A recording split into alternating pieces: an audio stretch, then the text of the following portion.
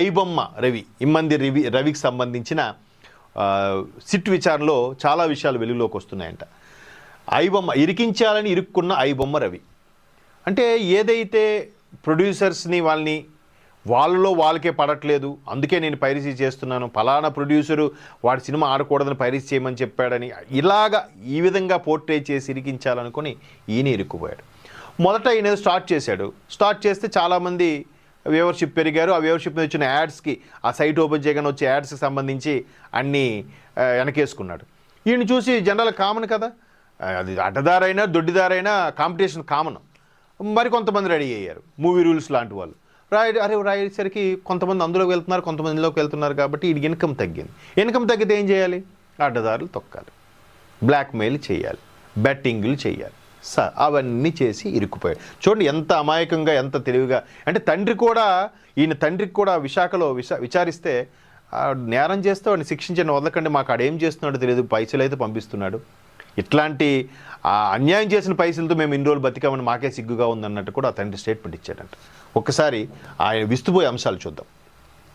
ఏ ప్రశ్నకైనా తడుముకోకుండా సమాధానం చెబుతాడు. అదే ప్రశ్న మరోసారి అడిగితే కళ్ళూరిమి చూస్తాడట. అరే ఆల్రెడీ చెప్పాను కదా, మళ్ళీ అడుగుతున్నారు ఏంటని. వాళ్ళ అధికారులు ఏం పిచ్చోలేం కాదు, లాగుతారు పిండి మరి లాగుతారు. చూడండి, పైరసీ సినిమా గుట్టు బయటపడ్డాక తప్పించుకునేందుకు ఎత్తులు వేశాడు. తనపై ఫిర్యాదు చేసిన సినిమా పెద్దలను ఇరికించాలని చూసి తానే ఇరుక్కున్నాడు. ఇంతకుముందు నేను అదే చెప్పాను. డబ్బు కోసం అడ్డదారులు తొక్కిన ఐబొమ్మ రవిని 12 రోజుల పాటు పోలీసులు విచారించారు. నగర సైబర్ క్రైమ్ డీసీపీ అరవింద్ బాబు గారు పర్యవేక్షణలో ఏసీపీ శివమారుతి, ఇన్స్పెక్టర్లు మధుసూదన్ రావు, నరేష్ బృందం వివిధ కోణాల్లో సమాధానం రాబట్టారు. వాళ్ళకి తెలుసు ఎవరిని ఎక్కడ కూడితే ఆన్సర్ వస్తుందో, ఎక్కడ మీటితే సౌండ్ వస్తుందో వాళ్ళు పండిపోయి ఉంటారు. వాళ్ళు కుటుంబ సభ్యులను అనుమానిస్తారు పోలీసులు కొన్ని సందర్భాల్లో. ఎందుకంటే వాళ్ళు చూసే కోణం, వాళ్ళు చూసే కేసెస్ అలాంటివి, కేస్ స్టడీలు అలాంటివి. అందుకే ఎవరిని నమ్మరు, ఎవరితోనూ పంచుకోరు, షేర్ చేసుకోరు కూడా. ఆ కోణంలో ఈ కోణం చాలా, అంటే పోలీసులు అంటే చాలామంది చిన్న చూపు చూస్తారు, కానీ అందులో కూడా చాలా సిన్సియర్ అఫీషియల్, చాలా నిజాయితీగా పనిచేసే అధికారులు చాలామంది ఉన్నారు. కక్కుర్తి పడకుండా ఉండే అధికారులు. బట్ పర్సంటేజ్ తక్కువ ఉంటే ఉండొచ్చు.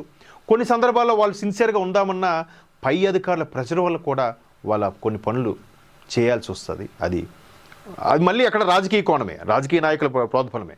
మన గత ప్రభుత్వ హయాంలో చూసాం. సునీల్ ఐపీఎస్ గారు, సంజయ్ ఐపీఎస్ గారు ఎంత చదువుకుంటే ఆ స్థాయికి వెళ్తారండి. వాళ్ళు కూడా ఇప్పుడు కేసులు ఎదుర్కొని విచారణకు వస్తున్నారు. చూడండి ఎంత షేమ్ కదా.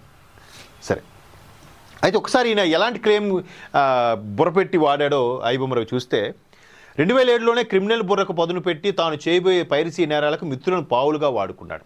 ఫ్రెండ్స్ని ఇట్లే వాడుకున్నాడు. మరి వాళ్ళకి ఇచ్చాడో, షేరింగ్ ఇచ్చాడో, లేదా వాడుకుని వదిలేశాడో. ఇవాళ రేపు ఫ్రెండ్స్ అందరూ వాడుకుని వదిలేసే వాళ్ళు ఎక్కువగా. ఎందుకంటే మనం పొద్దున్నేసి వాట్సాప్ స్టేటస్లు చూస్తే నమ్మి మోసపోవడం ఇలాంటివి ఉంటాయి. డబ్బుల విషయాల్లో కానీ ప్రేమ వ్యవహారాలు చాలా జరుగుతుంటాయి. ఎమ్మంది రవి ఐబొమ్మ తదితర సైట్లలో పైరసీ సినిమాలు పెట్టి 19 నుంచి 2023 మధ్య, అంటే ఆల్మోస్ట్ కరోనా స్టార్ట్ అవ్వక ముందు నుంచి 23 మధ్య ప్రకటనల ద్వారా కోర్టు సంపాదించాడు. తర్వాత పైరసీ వెబ్సైట్ పెరగడంతో అతని ఆదాయం తగ్గింది. అదే సమయంలో పైరసీ తెలుగు సినిమా పరిశ్రమ ప్రముఖులు ఫిర్యాదు చేయడంతో రవి నయా మార్గం ఎంచుకున్నాడు, కొత్త దారి తొక్కాడు. ఏంటది? అప్పటికే కాలపరిమితి ముగిసిన ఐబొమ్మ డూప్లికేట్ పోర్టల్ వేదికగా పోలీసులకు సవాల్ విసిరాడు. సినీ రంగానికి చెందిన ప్రముఖులు, బయటి వ్యక్తులు ఇదంతా నడిపిస్తున్నారని సినీ పెద్దలనే ఎరికించే ప్రయత్నం చేశాడు. విఆర్ ఇన్ఫోటెక్ పేరుతో ఐబొమ్మ, బప్పం టీవీ వెబ్సైట్లను రిజిస్టర్ చేసినట్టు గుర్తించిన పోలీసులు ఆ కంపెనీకి మెయిల్ పంపారట.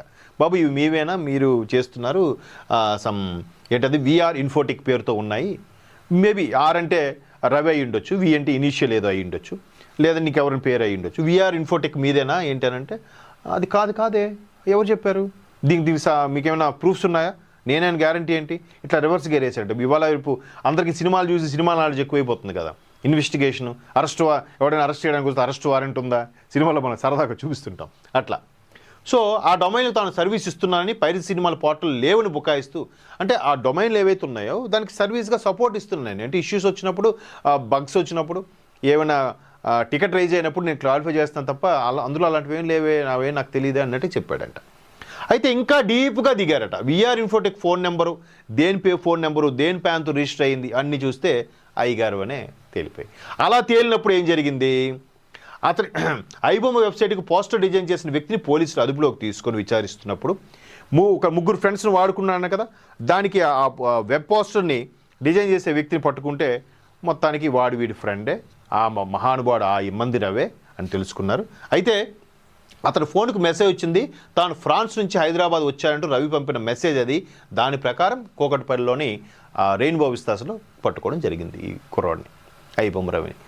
సో లావాదేవీలు అంటే నేరం చేసేవాడికి ఎక్కడో ఒక చిన్న క్లూ వదలడం అనేది ఒక శాపం. ఖచ్చితంగా ఆ శాపంతో దొరికిపోతాడు. సో ఇట్లా. బట్ ఒకటి వాస్తవం, ఆ మధ్యన ప్రొడ్యూసర్స్ ఎవరో, అఖండ ప్రొడ్యూసర్స్ ఎవరో మాట్లాడిన ఇంటర్వ్యూలో కూడా అదే చూశాను నేను. బాబు ఇట్లా అఖండానో సంథింగ్, ఆంధ్ర తాలూకా ప్రొడ్యూసర్ సంథింగ్ ఏదో సినిమా, వీని కొట్టుకుని దొంగతనాలు జరుగుతుంటాయి, ఒక దొంగను పట్టుకున్నంత మాత్రం దొంగతనాలు ఆగిపోతాయా? వీడు ఒక దొంగ, ఇంకా చాలా దొంగలు ఉన్నారు, చూద్దాం ఇండస్ట్రీ ఎటువైపు వెళ్తుందో అన్నట్టుగా వాళ్ళు కొంచెం నిస్పృహతో మాట్లాడారు.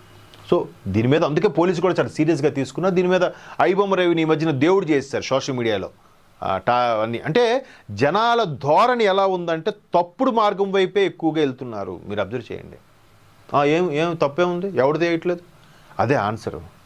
ఎవడు తినట్లేదు, ఎవడు చేయట్లేదు, అదా.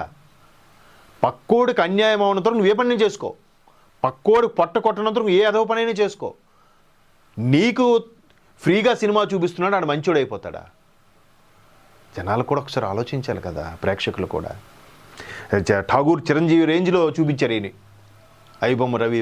అంతకన్నా నేరాలు చేసేవాళ్ళు లేరా అంటే, అదే పట్టుకోకపోతే పట్టుకోలేదంటారుగా మీరే. మళ్ళీ ప్రతి ఒక్కడికి 2 నాలుకలు ఉంటున్నాయి.